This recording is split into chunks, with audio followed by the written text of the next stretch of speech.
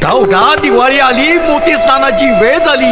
उठा उठा दिवाळी आली. उठा उठा दिवाळी झाली, कामं जायची वेळ आली. आईला ह्याच्या दिवाळीबरोबर दिवाळच काढलं. दिवाळीनंतर कामाचा पहिला दिवस 8 दिवस घरात बसून काढला म्हणून लवकर उठलो बिगी आणि पहिला ब्रश करून घेतला. दिवाळी संपून 15 दिवस झाले पण दिवाळी गेली तशी काम बी गेलं. मागच्या ब्लॉग मध्ये तुम्ही बघितलं असेल की दिवाळीची एक्स्ट्रा सुट्टी घेतल्यामुळे आम्हाला कंपनी काढून टाकलेलं. गेले 8 दिवस मी कंपनीमध्ये काम शोधत होतो पण काय लवकर भेटले नाही. जे नशिबाने भेटले तर त्याची तर कदर करून लवकर जाऊया म्हणून लवकर उठलो आणि लवकर सगळं आवरून घेतलं. तर सगळं आवरल्यानंतर कसला वेळ न करूया म्हटलं आता जाऊया. तर माड तर गाडी नव्हती, म्हणलं आता रिक्षाने जावं लागणार. तर चलत जावं म्हणलं निवांत बस स्टॉपवर. तर सकाळचं वातावरण असल्यामुळे गार तर थोडं वाटतच. बस स्टॉपवर पोहोचल्यावर म्हणलं आता बसची वाट बघित बसूया. तर बस तर आलीच नव्हती. तर म्हणलं वेळ न करूया म्हणलं आता रिक्षानेच जाऊया. मग काय रिक्षामध्ये बसलं आणि म्हणलं आता जाऊया. तर रिक्षा तर कंपनीच्या दारात जायत नाही. तर त्यामुळे मी घोटवडे फाट्यावर उतरलो. तर कंपनीमध्ये जायला आकाश भाऊ पण सोबत होते. तर ते म्हणलं घोटवडे फाट्यावरती थांब, मी पण येणार आहे. तर त्याची वाट बघित बसलो 15 मिनिटं. तर वेळ तर लई झालेला.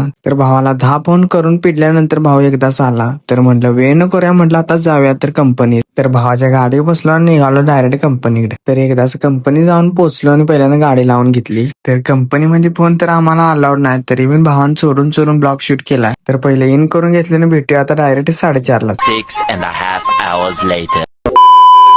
तर कंपनी पहिली सुटल्या भावाची गाडी घेतल्याने म्हणलं आता जाऊया डायरेक्ट घरला. तू मेरे से प्यार करती है या नहीं करती, ये बता दे तू बस.